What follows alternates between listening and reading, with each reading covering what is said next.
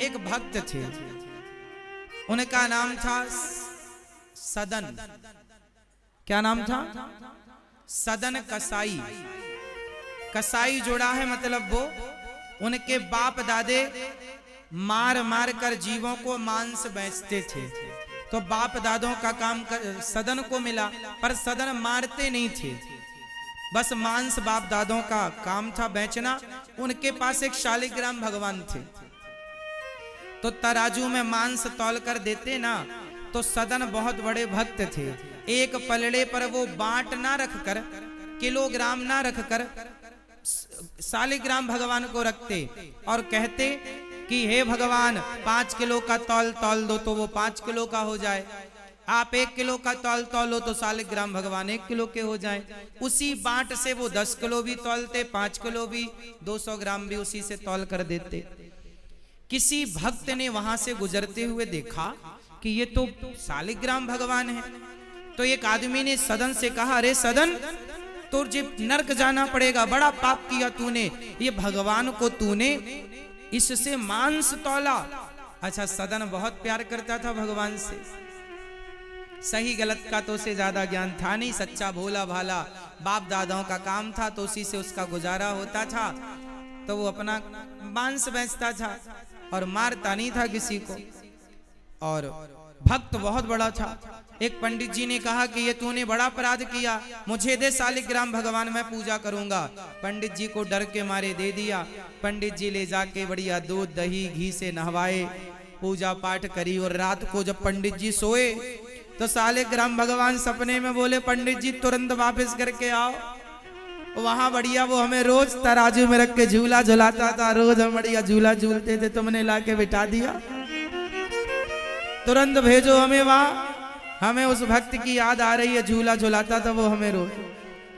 अब पंडित जी बड़े परेशान भय, वाह प्रभु, आप खुद झूला झूलना चाहते हैं तो जाओ। आधी रात को दरवाजा खटखटाया, पंडित जी ने, सदन खोल, ये तेरे भगवान तू संभाल भैया, तेरे भगवान हमारे बस के नहीं है। सदन भगवान शालिग्राम को जब उसने सुना कि ये भगवान मेरे से प्रेम करते हैं, तो उसकी श्रद्धा और बढ़ गई, अपार श्रद्धा जागी। उसने अपने ये दारागार पुत्राप्तान प्राणान वित्तमिमं परम हित्वा माम शरणम याता कथम चांस्तक तुमुत्सहे। भगवान कहते हैं, जिसने अपनी पत्नी पुत्र परिवार मेरे लिए छोड़ा हो, मैं ऐसे भक्तों का कभी त्याग नहीं कर सकता, ऐसे भक्तों को मैं कभी छोड़ नहीं सकता।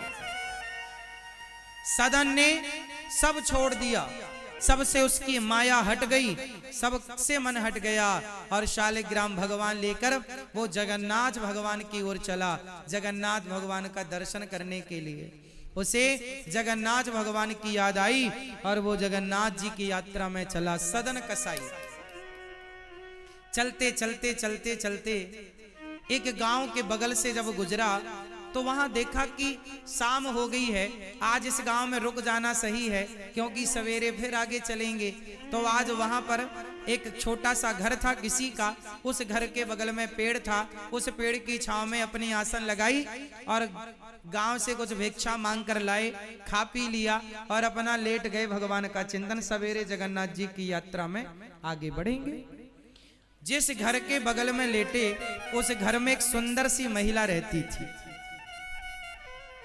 जब उसने निकलकर देखा सदन की तरफ, सदन बड़े सुंदर थे, तो उस महिला ने सदन को देखा, तो वो सदन को देखकर मोहित हो गई और सदन की तरफ वो तिरछी निगाहें रखती और सदन को वो अपने वासना में फंसाना चाहती थी, क्योंकि वह स्त्री का चरित्र अच्छा नहीं था। वह सदन को देखती है और सदन के पास जाकर बोली, आप मेरे पति बनोगे, बड़े सुंदर हो। सदन बोले, मैं अपनी पत्नी पुत्र परिवार मैंने सब छोड़ दिया भगवान के लिए। यदि मुझे इसमें आसक्ति होती तो मैं अपनी पत्नी से मन ही क्यों हटाता। इसलिए देवी, तुम मेरी माँ हो, बहन हो, इस रूप में तुम अच्छी हो, तुम ये क्या कह रही हो। उस कन्या ने कहा, उस महिला ने, वैसे आप हो बड़े सुंदर, अच्छा ये भी बड़ी सुंदर थी, पर सदन के मन को ये विचलित ना कर पाई। सदन बोले तुम्हारा पति है, देखो घर में, तुम अपने पति को छोड़कर पर पुरुष पर नजर रखोगी, पाप लगेगा। उस महिला को क्या लगा कि ये मेरे पति से डर रहा है, तो उसने तलवार निकाली और अपने पति का सिर काट दिया और कहा देखो अब कोई बाधा नहीं है, मेरा पति मर गया, अब तुम और हम शादी कर लेते। पूरी रात बेचारी ने परेशान कर रखा सदन को। सदन बोले रात है, जाएं कहां, जाएं तो पकड़ ले। अब सदन जी ने मना कर दिया, तुम्हें स्वीकार नहीं करेंगे, तो उसको लगा मेरा तो पति भी चला गया। इसने भी स्वीकार नहीं किया, ना मैं घर की रही ना मैं घाट की रही। उसने शोर मचाया, लोग आए, क्या हुआ? बोले इसने मेरे पति को मार दिया। अब राजा के पास बात चली गई, सदन को बुलाया गया, आपने क्यों मारा इसके पति को? सदन ने कहा महाराज मैं तो जगन्नाथ जी की यात्रा पर जा रहा हूं, मैंने नहीं मारा, इसने मेरे से कहा विवाह कर लो, मैंने मना किया तो इसने अपने पति को मार दिया। कहा अब कर लो विवाह, अब तो कोई बाधा नहीं है। उस महिला ने तो त्रिया चरित्र दिखाया और कहा इसने ही मेरे पे गलत नजरें रखी और मैंने मना किया, मेरे पति ने विरोध किया तो इसने पति को मार दिया। राजा ने कहा तुमने पति को मारा है, इसके तुम्हारे हाथ काट लिए जाएंगे। सदन के दोनों हाथ काट लिए गए। जगन्नाथ भगवान की तरह हो गए सदन। जैसे जगन्नाथ भगवान जी के आधे आधे हाथ हैं, ऐसे ही सदन के आधे आधे हाथ हो गए। सदन फिर भी उनकी भक्ति कम नहीं हुई, उनका प्रेम कम नहीं हुआ। सदन यात्रा पर आगे बढ़े और जब वो जगन्नाथपुरी पहुंचे तो भगवान जगन्नाथ जी ने पुजारियों से कहा मेरा भक्त आ रहा है, उसे पालकी पर बिठाकर मेरे सामने लेकर आओ। पुजारी जी गए, पालकी पर बिठाया और जब जगन्नाथ जी के सामने आए, हाथ जोड़ना चाहा पर हाथ तो थे नहीं, पर जब हाथ जोड़ना चाहा तो भगवान की कृपा से सदन के हाथ पहले की तरह उग आए, जस की तस हो गए। भगवत कृपा से उनके हाथ उन्हें वापस मिल गए। सदन ने भगवान जगन्नाथ जी से एक सवाल किया कि हे प्रभु, यदि ये हाथ देना ही था तो फिर हाथ कटवाए क्यों? अब यहां ये प्रश्न का उत्तर सुनिएगा, आपको अच्छा लगेगा। आपके बहुत सारे प्रश्नों का उत्तर मिलने जा रहा है, बहुत सारे प्रश्नों का हल आपको मिलेगा इस बात से। सदन ने भगवान जगन्नाथ जी से प्रश्न किया कि हे प्रभु, जब हाथ वापस करने थे आपको तो हाथ कटवाए क्यों? क्यों कटवाए हाथ?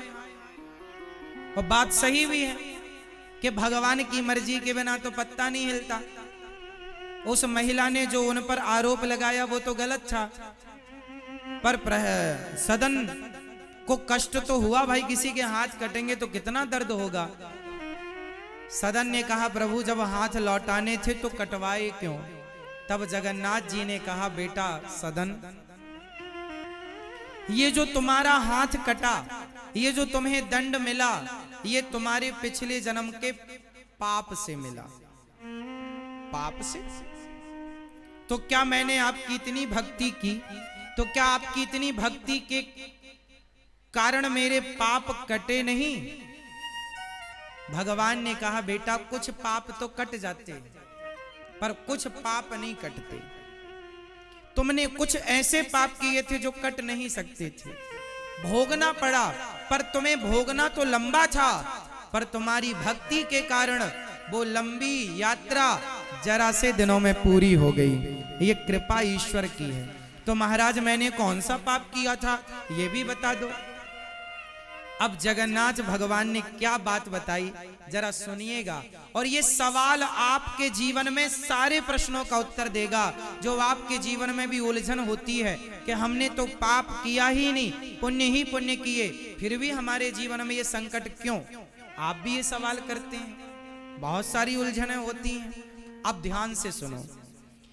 भगवान जगन्नाथ जी ने कहा सदन, आप पिछले जन्म में एक संत थे, जंगल में बैठे आप समाधि लगाए, तभी जंगल में एक कसाई एक गाय को पकड़कर ले जा रहा था।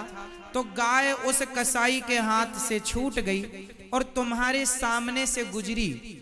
तो कसाई ने तुमसे पूछ लिया कि क्या तुमने गाय को यहां से गुजरते हुए देखा है?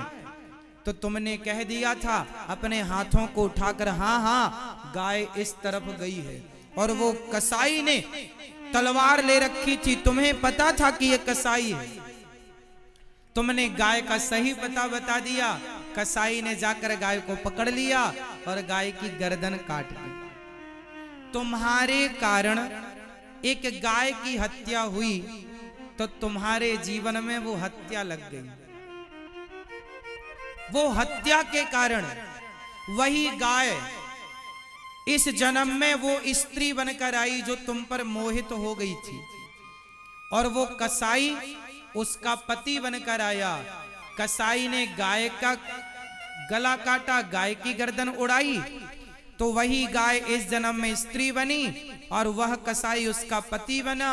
तो उस स्त्री ने अपने पति की गर्दन उड़ा दी, तो उन लोगों का तो हिसाब किताब चुक गया। उसने उसकी गर्दन उड़ाई थी, तो इस जन्म में उस गाय ने स्त्री बनकर अपने पति की गर्दन उड़ा दी, तो उन लोगों का हिसाब किताब तो चुक गया। पर तुमने अपने हाथ बढ़ाए थे कि गाय इस तरफ गई है, तो तुमने हाथ बढ़ाए तो तुम्हारे हाथों को भी काट लिया गया। उस गाय ने स्त्री बनकर तुमने उस गाय की हत्या में हाथ उठाकर सहयोग दिया था, इसलिए उस स्त्री के कारण मीन्स उस गाय के कारण तुम्हारे हाथ काटे गए। परंतु तुम मेरे परम भक्त थे, तुम्हें इस जन्म में तुम्हारे हाथ कट जाते और फिर सारी जिंदगी बिना हाथों के गुजारना पड़ता तो कैसे गुजरती। पर तुम्हारी भक्ति के बल पर तुम्हारे हाथ तो कटे पाप के कारण, पर तुम्हारे भक्ति तुम्हारे पुण्य के कारण मैंने वो हाथ तुम्हें वापस कर दिए। तुम्हारे जीवन का बड़े से बड़ा दुख जरा से में टल गया। एक बात बताऊं मेरी माँ, कर्म दंड भोगने पड़ते, चाहे ज्यादा दिनों तक भोगना पड़े या कम दिनों तक। हम जो भी दुख पाते हैं वो दुख हम किसी और के कारण नहीं पाते, हम ही अपने सुख और अपने दुख के जिम्मेदार होते हैं। इसलिए ये दास आपसे सदा कहा करता है कि जीवन में जब दुख आए तो दोष किसको देना है? हाँ, न देना दोष किस्मत को, विपत्ति तो सब पे आती है। न देना दोष किस्मत को, विपत्ति तो सब पे आती है। जब आपके जीवन में विपत्ति आए तो किसी को दोष ना देना, ये समझना कि ये हमारे किसी जन्म के पाप का फल है। विपत्ति आई अंधा अंधी पे, लाल श्रवण सपाया है। विपत्ति आई अंधा अंधी पे, लाल श्रवण सपाया है। न देना दोष दशरथ को, विपत्ति तो सब पे आती है। लोग कहते हैं श्रवण के माता पिता को दशरथ जी ने मारा। जो विपत्ति आनी है वो किसी भी बहाने से आकर रहेगी। विपत्ति आई राजा दशरथ पे, राम जब जा रहे थे वन को। विपत्ति आई राजा दशरथ पे, एक राम के पिता मतलब भगवान के पिता पर भी विपत्ति आ गई। जरा देख लो तो आप पर और हम पर आएगी कि नहीं? विपत्ति आई राजा दशरथ पे, राम जब जा रहे थे वन को, न देना दोष कैकेयी को, विपत्ति तो सब पे आती है, न देना दोष कैकेयी को, विपत्ति तो सब पे आती है।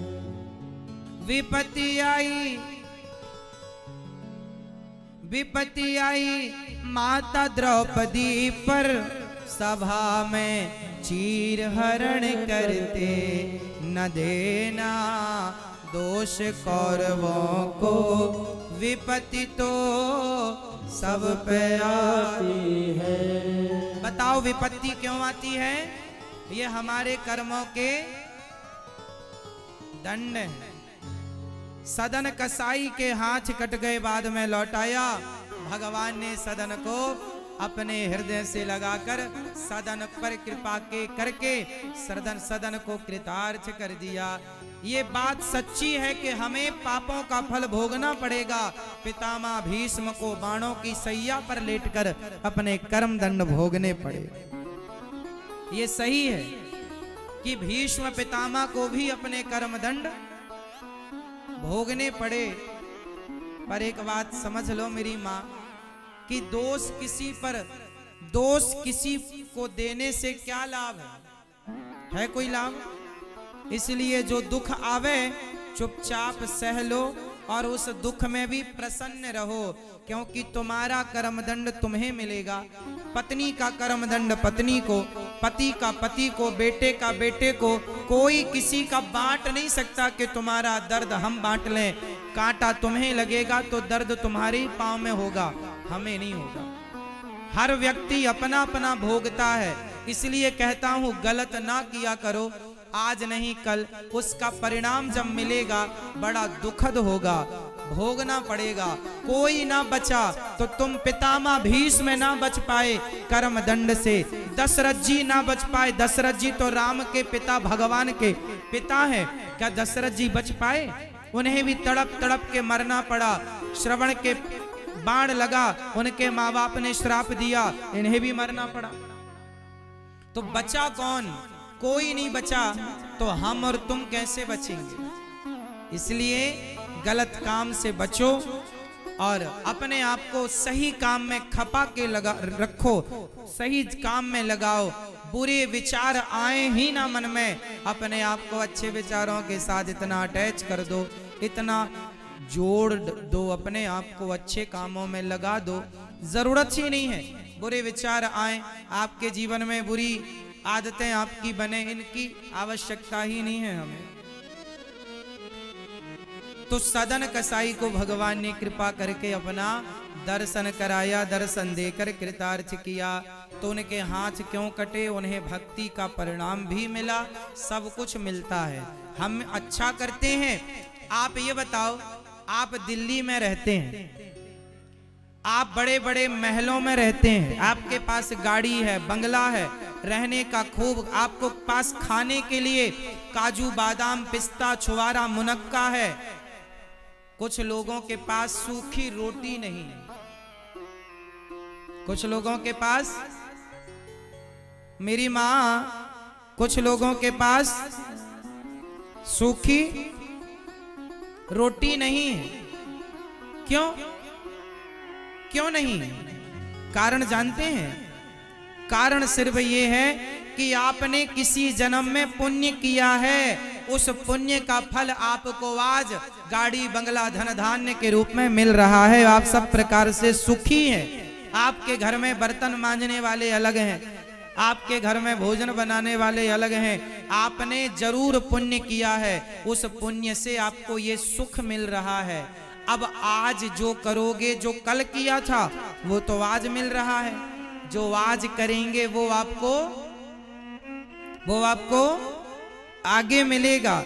इसलिए हम आपसे कहते हैं कि आप जो कल किए थे वो तो आज भोग रहे हैं, जो आज करेंगे वो आगे भोगेंगे। इसलिए आप लोग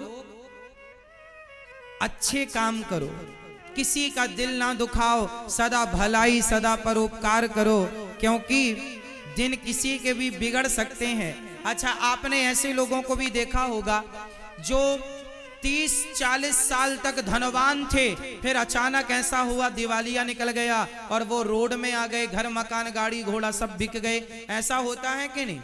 जो आदमी कल तक करोड़पति था वो आदमी रोड में आ गया, ऐसा होता है कि नहीं? बोलो हाँ या ना। मैया, ओ मेरी माँ, ऐसा होता है कि नहीं? बताओ ऐसा क्यों होता है? जब आदमी धनवान है तो फिर उसके जीवन में गरीबी क्यों आती है? इसलिए आती है, अरे जितने दिन तक आपका पुण्य आपके साथ था उतने दिन माल खजाना मिला, पुण्य खत्म तुरंत वापस चली गई चीजें, और आपके जीवन में जो स्ट्रगल करना पड़ रहा है, 2-2 रोटी के लिए मेहनत करना पड़ता है, फिर भी पेट नहीं भरता। इससे पता लग रहा है कि तुम्हारा धन, जब तुम धनवान होते हो वो तुम्हारे पुण्यों का उदय है, और जब तुम गरीब, तुम दर दर की ठोकर खाते हो, कमाने पर भी भरपेट रोटी नहीं मिलती, वो तुम्हारे पापों का परिणाम होता। कभी पुण्य उदय होते हैं तो कभी पाप उदय हो जाते हैं। तो आप देख लो कि आप लोगों के अभी क्या उदय चल रहे हैं, बताओ? आपके अभी पाप का उदय है कि पुण्य का? जोर से, जोर से। अभी पुण्य का उदय है। भगवान करें ये पुण्य ही पुण्य रहे, आप पुण्य ही पुण्य करें, आपसे पाप ना हो।